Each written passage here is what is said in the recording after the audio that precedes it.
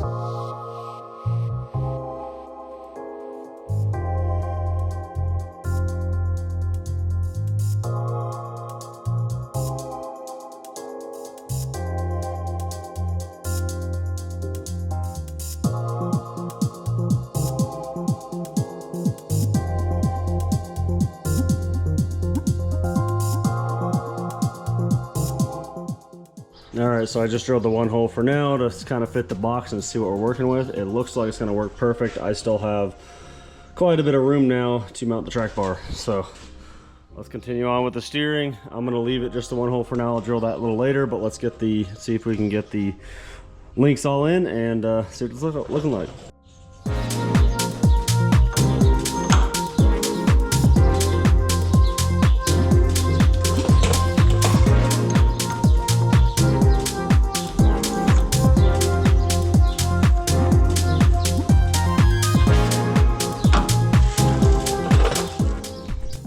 Alright, so these arms are tapered for the high steer. With high steer, wouldn't really work with this setup. It would hit the engine. So we're going to be dropping everything down below, and to do that, you got to drill them out. We have another set of arms that are already drilled out, so we're going to use those instead. So let's get this swapped out real quick.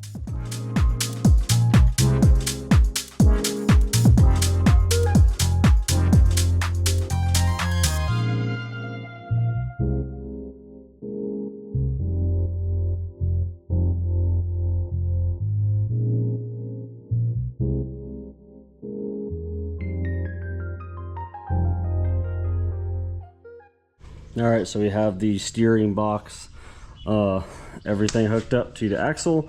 These times, this tube definitely has to be lengthened, but just for mock-up, this is straight, and then it goes full lock each way. So, that being said, now I can go full lock this way and figure out my clearance for my track bar mount, which I might end up just using this one, but we want it as long as possible, and obviously wanted all the clear. So about right there is where it's going to go.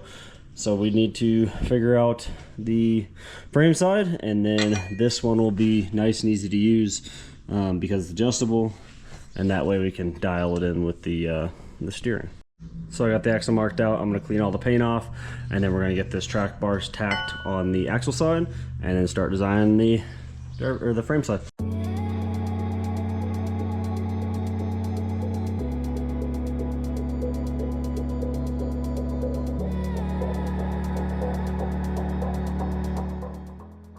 Alright, so with the track bar on the top holes, it lines up perfectly.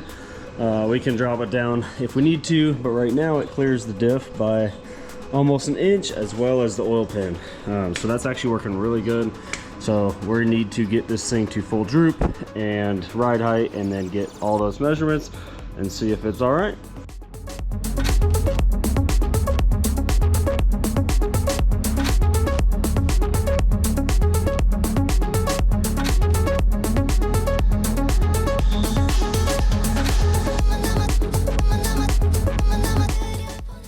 Alright, so the track bar setup's working really well. So I figured I should get the bump stops figured out in here. So I'm going to start working on some mounts for the bump stops, and then we'll work around the plates on the bottom, kind of integrate it into a truss. And then we still need to get the steering in underneath here too for the tie rod. So that one's going to be kind of interesting due to where this is at. I'm going to have to bend around it a little bit but it needs to bend around for the diff anyways, because normally with a high steer setup it'd be up on top, but being up on top with this setup, there's really not much way to do it due to the engine clearance and diff clearance in the track bar. So we're gonna do it below, do a little bit of bends and double shear it.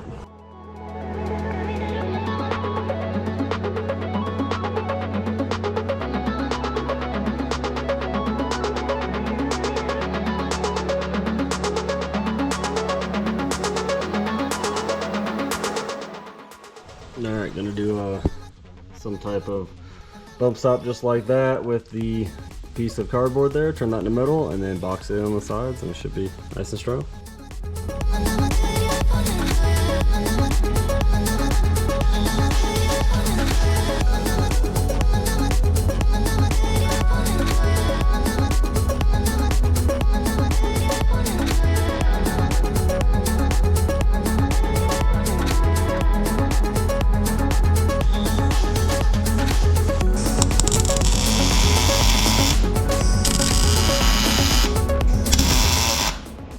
Alright, so we got the bump stops all tacked in, and then now we are working on some bump pads, which essentially will be a truss, and then we'll tie it all together, and the truss will be the bump pad itself as well. And here's the driver's side. We have the truss here, and then it ties into the upper link as well.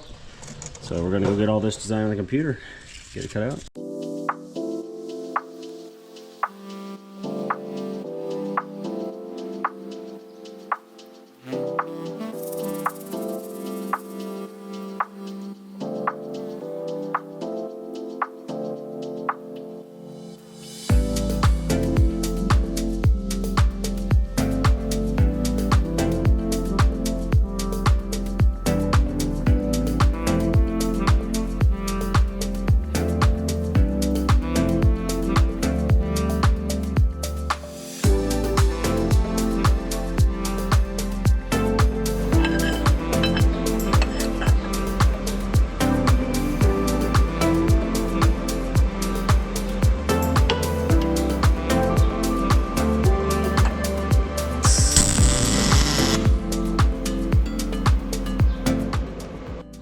Alright, we got the bump stop pads all tacked in and working with the bumps, both sides. So we're gonna finish up this truss real quick and then move on.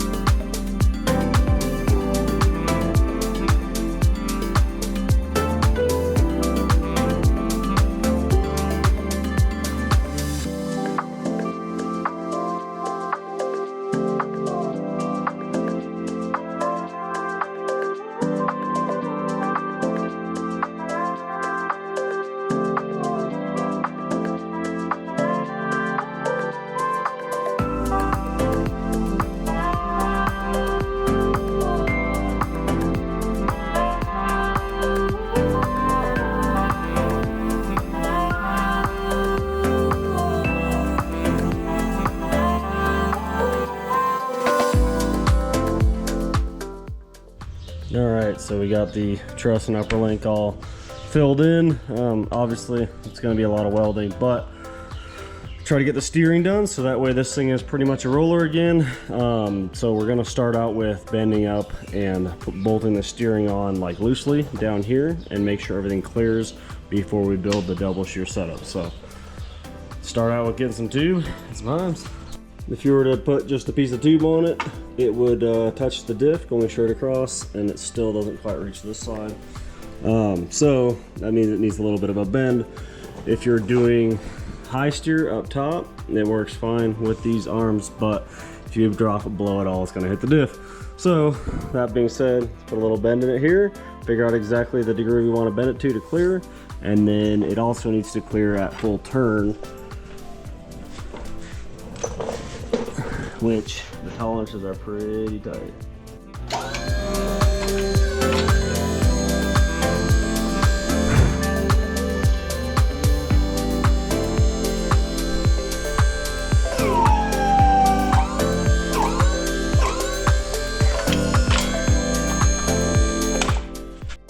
All right, we'll put a slight bend in it, about 10 degrees. This is 250 wall, and so that's what we're gonna start with. Should be pretty close to what we want. Let's put it in there and see.